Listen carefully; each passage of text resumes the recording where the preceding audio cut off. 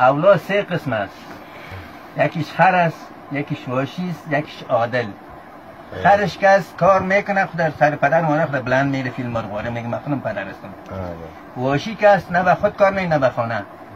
این حال خر چیز گفتیم میگه که داد بچه هست که خواصش خواص خر است، بابیش بچهش از خودش پدر است، روزگارش خراب و در بدر است، در فامیلشان روز ماشر است، پدرش مریض از غم بستر است، از کبر و غرور عاق پدر است، نالت خدا سرش دیگر است. این کار بی فند و عبرت است، پدر و مادر آبرو و عزت است، کامیابی دنیا و آخرت است.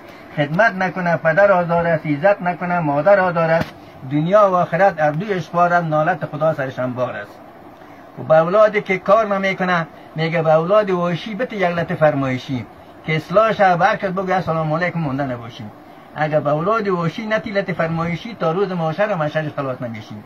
این بچه خوبش که ثواب حاضری میته به پدر مادر، این مسافر میشه که مسافر شد باید خط نوشته میگه برای پدر مادر که الا مادر ما قربان صدایت، کجا هستی ببوسم دست پایت، کجا هستی که دیدارت ببینم، دعا کردم مادر داغت نبینم، دعا کردم مادر داغ جدایی از سر اولادایت کم نبینم. الا باد صبای صوب دلگیر خبر از ما ببر با مادر پیر، بگو فرزند سلامی میرسان